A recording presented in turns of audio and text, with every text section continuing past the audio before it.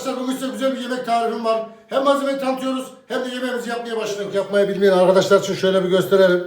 Şöyle kıracağımız. Eğer kılçık varsa zaten bu baş tarafına yapışır. Kılçık baş tarafından ne yapar? Çıkar. Taze fasulyeyi büyükleri 3'e, ufakları ne yapacağız? 2'ye böleceğiz. Fasulyemizi soğuk suyun içine koyduk. Orta boy bir tane soğan. Bu 5 kişiye göre şöyle bir kere bölüyoruz. İnce bir şekilde doğruyoruz. Fasulyemizin şekline göre soğanlarımızı doğradık.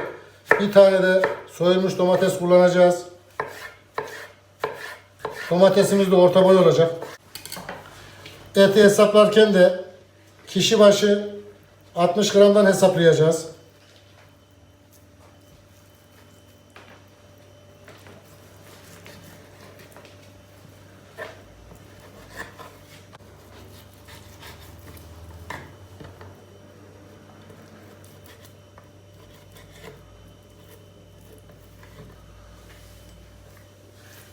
Etimizi doğrarken şeklini biraz fasulyeye benzeteceğiz. Arkadaşlar bir de en çok aldığım yorumlardan biri diyorlar ki usta aynı tahtada sebze de doğradın, et de doğradın. Etinizi doğradıktan sonra veya sebzenizi doğradıktan sonra tahtanızı güzelce temizleyin. Sorun yaşamazsınız. Şöyle etin bir tanesini de göstereyim. Malzememiz hazır. Ocağın başına geçiyoruz. Tencereyi ocağa koyduk. Şimdi size etli taze fasulye nasıl pişirilir, doğrusu nasıl pişirilir onu göstereceğim. Pişmeyen et olsa bile çok rahat bir şekilde yemeğe pişirebileceğiniz. 5 kişilik yemekte yarım fincan sıvı yağ kullanıyoruz. Ben yarım fincan sıvı yağ sadece yarısını atıyorum. Bu yarısını et pişirmede kullanacağım. Soğan aşamasında diğer yarısını katacağım. Hafiften bir yağımız ısınsın. Yağımız ısınmaya başladı. Hemen etimizi içine atıyoruz. Şöyle yağı her tarafa bir değdirelim. Taze fasulye de yapmamız gereken neyse tamamen onu göstereceğim. Kapağı kapatıyoruz. Şöyle ocağın altında göstereyim. Görüyor musunuz? Ocağın altını bir kademe yavaşlatıyorum, kısıyorum. Eti birden kavurmayacağım. Biraz sulandıracağım, suyunu çektireceğim. Suyunu çektireceğim ki taze fasulyeyle eşit bir şekilde aynı zamanda pişirebilelim. Şöyle bakın arkadaşlar. Et suyunu bıraktı. Buna su vermeyeceğiz. Pişmeyen et olsa da vermeyeceğiz. Bu suyu çekecek. Ondan sonra bunu taze fasulyesiyle beraber pişireceğiz. Tekrar kapağı kapatıyoruz. Altını bir göstereyim. Suyunu çekmesini bekliyoruz. Et suyunu bıraktı. Suyunu çekti. Gördüğünüz gibi etten çatırtılar geliyor. Hemen altına en kısık dereceyi alıyorum. Daha önceden söylemiştim yarım fincan sıvı yağ diye. Yarısını kullanmıştık. Şimdi sıra geldi diğer yarısını atmaya. Diğer yarısını atıyorum. Soğanını ilave ediyoruz.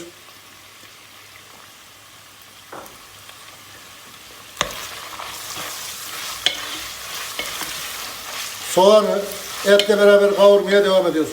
Bu arada et ne yapacak? Dışarıdan su ilave etmeyeceğiz. Soğanın suyuyla, fasulyenin suyuyla pişecek. Tekrar kapağı kapatıyoruz. Ara ara karıştıracağız. Şöyle bakın arkadaşlar. Soğan et kavruldu. Soğanlar dibine yanmaya başladı.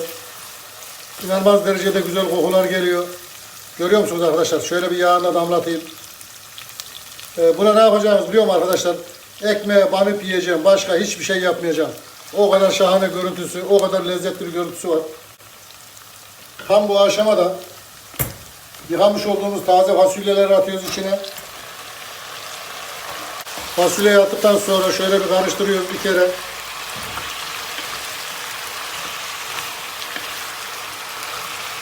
Arkadaşlar fasulyenin pişme süresi ortalama 20 dakika. Buna su, salça vesaire bir şey katmayacağız. Su, salça katarsak bunun pişme süresini ne yaparız? Uzatmış oluruz. Kapağı tekrar kapatıyoruz. Altını da şöyle bir göstereyim. Biraz daha kısacağız altını. Altını tam istediğimiz gibi ayarladık. Bu şekilde ne yapacağız? Her 4 dakikada bir fasulyeyi karıştıracağız. Kendi suyuyla içinde fasulye lokum gibi olacak. Herhangi bir sorun yaşamayacağız. Hemen fasulyeyi şöyle bir gösterelim. Arkadaşlar gördüğünüz gibi fasulyeler haşat oldu. Kendi suyunda fasulye tamamen pişti.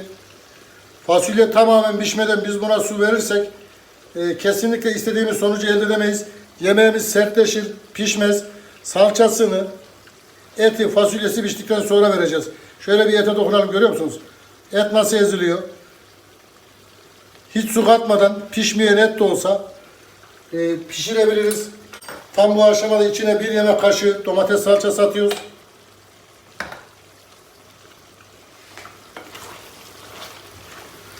Şöyle bir karıştırıyoruz. Kapağı kapatıyoruz. Ortalama 4 dakika salçayla, fasulyeyle, eti hepsini beraber bir kavuracağız. Salçayı iyice kavurduk. Tam bu aşamada soyulmuş domatesi katıyoruz. Bir karıştırıyoruz. Salça da domatesin her tarafına bir değsin. Domatesler içinde eriyip gitmesin. Salça değdiği zaman salça domatesi korur. İçinde domates eriyip gitmez. Bir kere de salçamızı domatesle karıştırdık. İçine 1 su bardağı soğuk su veriyor. Etimiz, yemeğimiz pişmiş olduğundan dolayı korkmayın. En ufak bir sorun yaşamazsınız. Yemeği bundan sonra nasıl sulu seviyorsanız o şekilde suyunu verebilirsiniz. Sulu seviyorsanız biraz suyu fazla tutabilirsiniz. Bundan sonraki verdiğimiz sular sıcak olabilir. 3. bardak suyumuzu verdik. Şöyle bir karıştırıyoruz. Arkadaşlar yemeğimiz pişmiş yemek. En ufak bir sorun yaşamazsınız. Kapağı tekrar kapatıyoruz. Hafiften de ılık bırakıyoruz. Altını biraz yükseltiyoruz. Kaynattıktan sonra altını kısacağız. Fasulyemiz kaynadı. Şöyle bir kere karıştırıyoruz. Kapağı tekrar kapatıyoruz. Altını kısıyorum. Ortalama 10 dakika bunu bir kısık ateşte kaynatacağım. Kapağı şöyle açalım. Tam 10 dakika kısık ateşte kaynattım. İçine 1 tatlı kaşığı tuz atıyoruz. Tuzu ayarlarken dikkat edin, kaldırıp birden dökmeyin. 1 çay kaşığı da karabiber atıyorum. Acı seviyorsanız pul biber de ilave edebilirsiniz. Şöyle bir karıştırdım. 1 çay kaşığı da pul biber atayım. Arkadaşlar genelde bana soruyorlar, usta sen baharatları en son kullanıyorsun. Elimden geldiği kadar yemeklerde en son kullanmaya çalışıyorum. Sebebi de tuz sıcağa girince içindeki mineraller ölüyor. Faydalı yerini tamamen kaybediyoruz. Kapağı kapatıyorum. Altını kapatıyorum. Yemeğe hiç dokunmayacağız. 5 dakika bir dinlendireceğiz. Şöyle bir etli taze fasulyemizi gösterelim. Ortalama 10 dakika kadar dinlendirdik. Arkadaşlar görüyor musunuz? Salça ne yaptı? Yemeğe belli bir yoğunluk verdi.